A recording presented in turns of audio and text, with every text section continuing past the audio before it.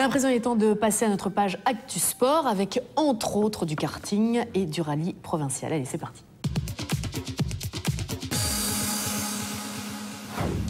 Belle performance le week-end dernier pour Thierry Neuville, pilote du RACB National Team. Au volant de sa DS3 WRC, le Belge a en effet terminé 4e du Rallye de France à 23 secondes à peine de Mikko Hirvonen. Et pourtant, l'équipage belge a encouru une pénalité de 20 secondes pour un retard à un contrôle horaire.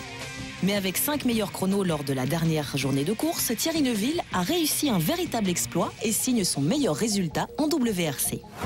Avant-dernier rendez-vous de la saison pour le championnat des rallyes de la communauté française, le traditionnel critérium Jean-Louis Dumont se dispute sur les routes esbignonnes.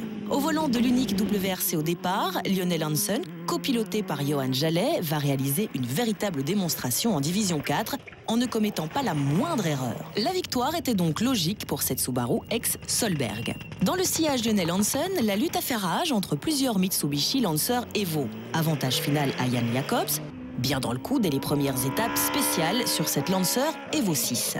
Jacobs a cependant dû se méfier d'un Uber de ferme évoluant à domicile avec sa BMW M3. Cette fois, la mécanique a tenu et le pilote n'a pas fauté, d'où cette 3e place au général. Comme le veut la coutume, les Renault Clio ont été les reines de la classe 13 avec une victoire pour Philippe Voyeux au volant de la traction la plus rapide de la D4. Il se classait 8e absolu. Si Vincent Verthoeven était absent en division 1, 2, 3, Laurent Mottet, champion depuis le rallye de la Semois, était bien présent. Le pilote Mitsubishi n'a pas eu à forcer son talent pour ajouter une victoire à son palmarès 2012. Le combat pour la 2e place dans cette division, opposé des Renault Clio RS, Michael Enrard, émerge avec 19 secondes d'avance sur Jean-Michel Dumont, le fils de Jean-Louis. Les 2 pilotes Renault complètent le podium.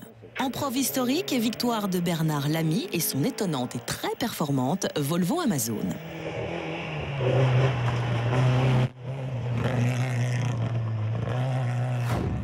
Le trophée du karting des Fagnes, 4e des 5 manches du championnat de la communauté française, a déjà permis de décerner quelques titres. 2e titre consécutif en Challenge Mini, réservé aux jeunes pilotes de 8 à 11 ans pour Esteban Muth. En Challenge Boxer, Matteo Raspatelli a gagné les 2 courses du jour, préservant donc ainsi toutes ses chances au championnat. Superbe lutte dans le Challenge X30, la catégorie la plus fournie et la plus disputée. Maxime Carpena a remporté la première course après une superbe lutte à 6. Dans la 2e manche, Maxime Carpena menait avant de se faire surprendre dans les derniers tours par Sébastien Deleu. Leader du championnat, Jérémy Pecler, c'est cependant le grand gagnant du jour puisqu'il a accentué son avance. Romain Paul a remporté les 2 courses en X30 shifter, mais une pénalité de 10 secondes pour s'être mal positionné sur la grille lui a coûté la victoire lors de la 2e course. Thierry Delray a donc marqué les points de la victoire et il abordera la dernière manche avec un petit avantage sur son rival. En KZ Azaf, Sam Claas a facilement remporté les 2 courses pour s'assurer du titre avant la finale du mois d'octobre. Pas de suspense en X30 Master, réservé aux plus de 25 ans ou aux plus de 80 kg. David Di Giacomo a remporté 2 nouvelles victoires et il est d'ores et déjà champion. Enfin, épilogue également en Challenge EERP 250, regroupant les Gentleman Drivers. Le tenant du titre, Steve Schmidt, n'a laissé planer aucun suspense avec 2 victoires et un nouveau titre à son actif.